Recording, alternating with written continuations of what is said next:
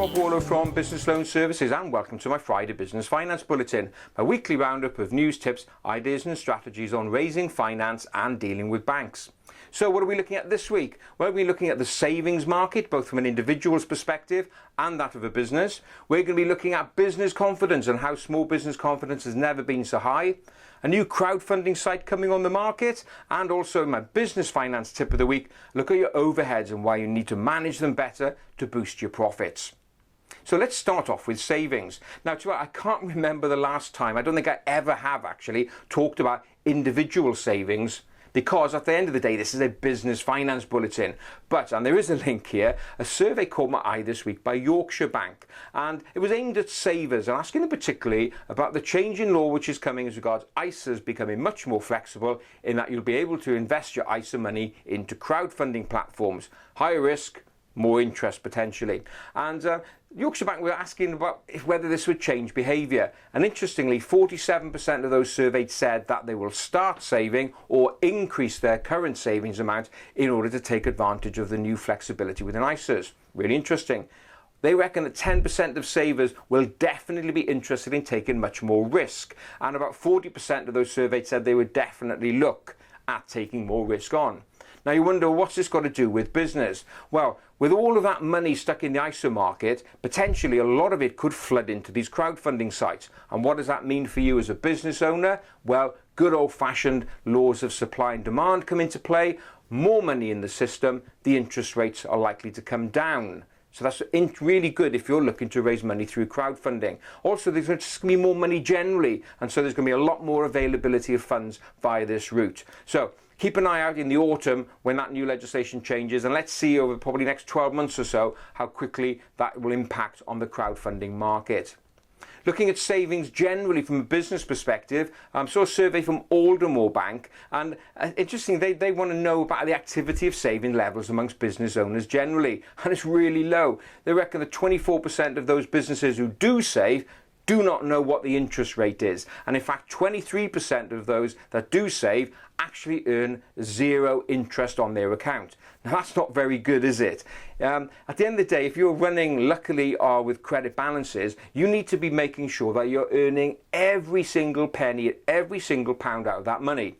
Now the high street banks, well, they're awash with money, and typically they don't offer the best rates. You can go along to banks like Aldermore Bank and many other providers who will probably give you a much higher rate of interest. So remember, do shop around and make the best use of the surplus monies that you've got sitting there.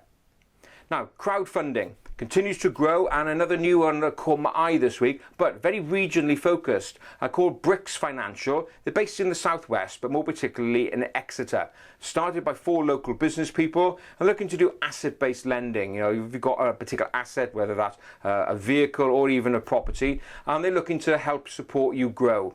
And they're offering loans matched up with local investors, loans for 6 months up to a 10-year period. So really good to see another crowdfunding platform being launched, but very regionally focused. They just want to focus on the Exeter area. So if you're a business watching this and you're in that area, go and check them out. I'm sure the service is going to be very personal and very much one-on-one. If you want to know more about them, just check out their website, bricksfinancial.co.uk. Really great to see another innovative player coming into the market. Now, what about the marketplace generally? Well, the Federation of Small Business has come out with a regular small business index, and guess what? Confidence has never been so high. Your record numbers of businesses saying that they're looking to invest in their business. In fact, 32% of those surveyed said they are going to be making capital investments into their business over the next 12 months. And that's more money ploughing in.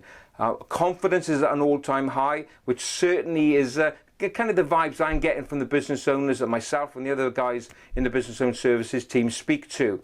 And one interesting piece was that over the last 12 months, businesses surveyed said that just about 9% of them have taken on new members of staff. Now you may think, well, 9%, that's not a big figure, but it is when compared to 12 months ago when that figure was only 2%. That's a massive jump of businesses employing more staff. So if that's you, you're well done. You're joining the growing band of businesses that are feeling much more confident about investing in themselves and going forward. Of course, if that needs money and funding, you know who to call and you know who to get in touch with. Just drop us a line, info@businessloanservices.co.uk, and we will help you on the way. Now, what's my business finance tip of the week? Well, this came out of a conversation I had with a couple of business owners a few days ago. And we were chatting about ways of boosting profits. And I laid a challenge down to them. I said, you know what, if I'd asked you before the meeting to bring 6 months worth of bank statements with you, and we laid them all on the table, and we looked at each and every entry that went through your bank account, I guarantee you that we would find some direct debits or standing orders or other regular payments that are going through that either you had no clue what they were, or if you did know, if I challenged you, you'd be really uncertain about the value that that payment brought. And they kind of all agreed. So, we get kind of forget about the minor detail when it comes to running the financial side of the business. And these little small payments that go out, they do all add up.